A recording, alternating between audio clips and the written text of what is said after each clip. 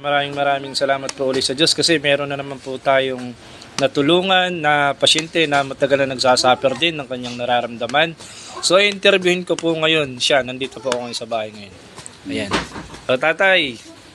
Ayan, magandang hapon po. Ano po yung pangalan ninyo, tatay? Pedro Bantigi. Bantigi. Ayan po. Taga saan po? Ay, dito, Binulasan. Binulasan. Purok Mangga, barangay Purok Mangga. Binulasan. Ayan. So, tatay, nung hindi pa po kayo nainom ng product ng Sierra Mountain Herbs, ano-ano po yung mga nararamdaman po ninyo, tatay? Abay, ako yung talagang kuha sa akin. Harap ka po dito, tatay. Itong puson ko, tapos itong aking balakang. Oo. At saka ito yung namamanhid. Namamanhid po. Pati itong mga baraso ko Namamanhid din. Gawa ng ako ay, lalo pag yung ako hindi nadumi. Ah. Ay, pag ako na may ganyang nadumi, Oo. maganda man ang pakiramdam. Oo. Nangang ako makainom na yan, na inyong products, ay yun, maganda na ang pakiramdam ko. Kaya lagi siyempre, bago pa Opo. Hindi pa Pero naman nakatulong po agad yung ininom na Keto Cleanse. malaki naman ang naitulong sa akin. Ano na nga po yung sakit ninyo, tatay? Ay, yung prostate. Prostate. Ilang taon na po yung prostate ninyo? Ay, pandemic pa nga. Pandemic pa po ano?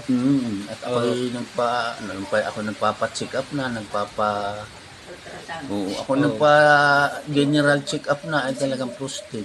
Ay sa tingin po ninyo ay kayo po yung malaki na rin na nagastos ninyo. Ay hindi naman sa pagkukuha, 100,000 na talaga. 100,000 na po. Pero yung sa 100,000 po ngayon, may nangyari po bang kagalingan o wala? Ay pag ako hindi ako nag-maintenance, pag hindi ako iinom ng maintenance ko, Pang pain reliever. Oo, hindi natigil. Oo.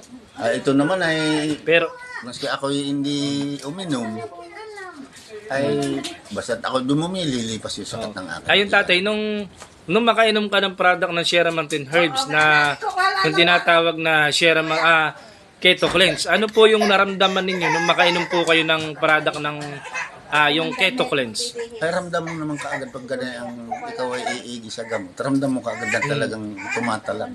Ano po yung naramdaman ninyo? Guminhawa o? Maginhawa siya. Oh. Ayun po At mga saka maluwag yung aking tiyan. Gumanda na rin po yung pagdumi. Kung ako gawang-gawa, Ayun, dati po hindi makagawa. ay iya. Oo. Kaya sabi ako namamanas Manas ka po na yun, yung mukha ngayon hindi na po. Pati po yung yung baraso ninyo, sabi nangangalay, nananakit. Ay wala na. Wala na, hindi na po siya nananakit. So ayun, tate, pwede makita po yung inyong ininom na ayan, pakukuha nga tatay. Ito. Ayan. Sige po, okay lang po. Ayan. Ito talaga. So ito po ang kaunahang ininom ni tatay. Ayan, yung Keto Cleanse. Ayan, tatay.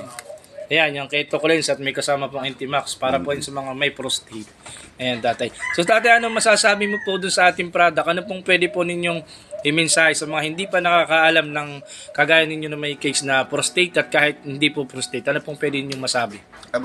Kung sila ayaw nila nang gumastos ng malaki. Dito na sila at unang inom pa lang nila, mararamdaman na nila ang kanilang kagalingan. Ramdam naman talaga sa katawan. So ayun, si tatay na po nagsasabi talagang halos pandemic pa. Tapos 100,000 na nagagastos. Ayan, sa awa at tulong naman po ng Diyos. Ayan, yan pala po ininom niya. Keto Cleanse saka yung Antimax. So yung tatay, saan nakaabot, may pagbilaw. nakabot ka po ng pagbilaw. Oo, kung saan. Marami ka na pong inabot. Pagsanghan. Pasyang. Yung daw magaling sa prostate, wala din. Wala din.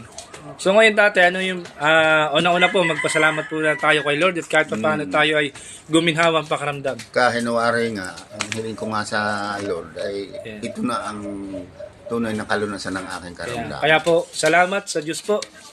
Tatay, ayan po. Okay lang po magpasalamat po tayo kay Lord. Okay lang. Ayan po. Kaya nga ako nagpapasalamat sa Diyos at sabi ko ay ito na ang talagang wari ko, kagalingan ko na ito. Ayan. At sana po ay loobin ng Diyos na kayo po ay tuloy-tuloy na ang paggaling. Ay talaga. Ayan po. Basta nahihirapan na. Kaya nga po.